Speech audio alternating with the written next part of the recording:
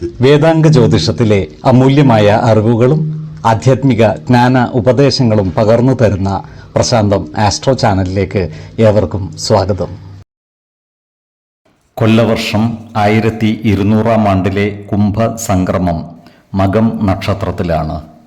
കുംഭം 1-ാം തീയതിയിലെ ഗ്രഹനില അനുസരിച്ച് മേടം രാശിയിൽ കുളികനും, എടവം രാശിയിൽ സർവേശ്വരകാരകനായ വ്യാഴവും, മിഥുനത്തിൽ കുജനും, ചിങ്ങം രാശിയിൽ ചന്ദ്രനും, കന്നിയിൽ കേതുവും, കുംഭം രാശിയിൽ ആദിത്യനും ബുധനും ശനിയും, മീനത്തിൽ ശുക്രനും രാഹുവും സ്ഥിതി ചെയ്യുന്നു.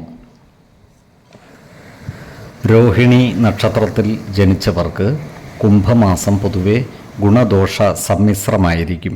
ഈ നക്ഷത്രക്കാർക്ക് പ്രവർത്തന മേഖലകളിൽ അപ്രതീക്ഷിതങ്ങളായ ചില പ്രശ്നങ്ങൾ വന്നു ചേരുവാൻ ഇടയുണ്ട്. ജോലിയിൽ ചില സ്ഥാനമാറ്റങ്ങളും സ്ഥലം മാറ്റങ്ങളും വന്നു ചേർന്നാലും അത്ഭുതപ്പെടുവാനില്ല.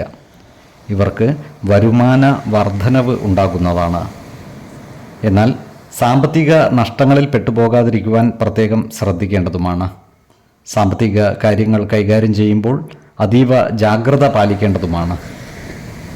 ബന്ധുജനങ്ങളിൽ നിന്നും വേണ്ടത്ര സഹകരണം ലഭിക്കുവാനുള്ള സാധ്യതകളും കുറവാണ്. അതിനാൽ ബന്ധുജനങ്ങളുമായി നല്ല സ്നേഹബന്ധം നിലനിർത്തുവാൻ പ്രത്യേകം ശ്രദ്ധിക്കേണ്ടതുമാണ്. സ്ത്രീജനങ്ങളുമായി ബന്ധപ്പെട്ട് പ്രവർത്തിക്കേണ്ടി വരുമ്പോൾ ജാഗ്രത പാലിക്കേണ്ടതാണ്. വാക്കുതർക്കങ്ങളിൽ ഏർപ്പെടാതിരിക്കുവാൻ പ്രത്യേകം ശ്രദ്ധിക്കേണ്ടതുമാണ്. ഏർപ്പെടുന്ന കാര്യങ്ങളിലെല്ലാം വിജയം വരിക്കുവാൻ ഇവർക്ക് സാധിക്കുന്നതാണ്. ഇവരുടെ പ്രവർത്തന മേഖലകളിൽ സർക്കാർ ഇടപെടലുകൾ ഉണ്ടാകുവാനുള്ള സാധ്യതകളും കാണുന്നുണ്ട്. ഈ നക്ഷത്രക്കാർക്ക് കള്ളന്മാരുടെ ശല്യമുണ്ടാകുവാനുള്ള സാധ്യതകളുണ്ട്. അതുപോലെ ഇവരോട് ശത്രുതാ മനോഭാവത്തോടെ പെരുമാറുന്നവരുടെ എണ്ണം കൂടുവാനുള്ള സാധ്യതകളും കാണുന്നുണ്ട്. അത്തരക്കാരെ തിരിച്ചറിഞ്ഞാൽ അവരുമായി നല്ല സ്നേഹസൗഹൃദ ബന്ധങ്ങൾ നിലനിർത്തുവാൻ പരിശ്രമിക്കേണ്ടതാണ്. വിലപ്പെട്ട രേഖകളും മറ്റും നഷ്ടപ്പെട്ടു പോകുവാനുള്ള സാധ്യതകളും ഇവർക്കുണ്ട്. അതിനാൽ യാത്രാവേളകളിലും മറ്റും ജാഗ്രത പാലിക്കേണ്ടതുമാണ്.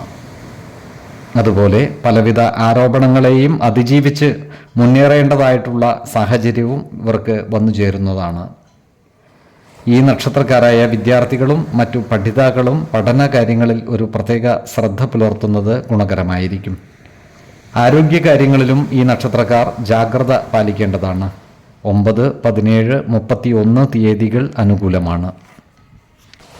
ഈ നക്ഷത്രക്കാർ ജനിച്ച സമയത്തെ അടിസ്ഥാനമാക്കിയുള്ള ജാതകത്തിലെ ലഗ്ന രാശിയുടെയും ലഗ്ന അധിപന്റെയും സ്ഥിതിയും ശുഭ പാപ ഭാവങ്ങളുടെ സ്ഥിതിയും ഓരോ രാശിയിലെയും ഗ്രഹങ്ങളുടെ സ്ഥിതിയും അനുസരിച്ച് ഇവരുടെ പൊതുഫലത്തിൽ ഏറ്റക്കുറച്ചിലുകൾ ഉണ്ടാകുവാനിടയുണ്ട്.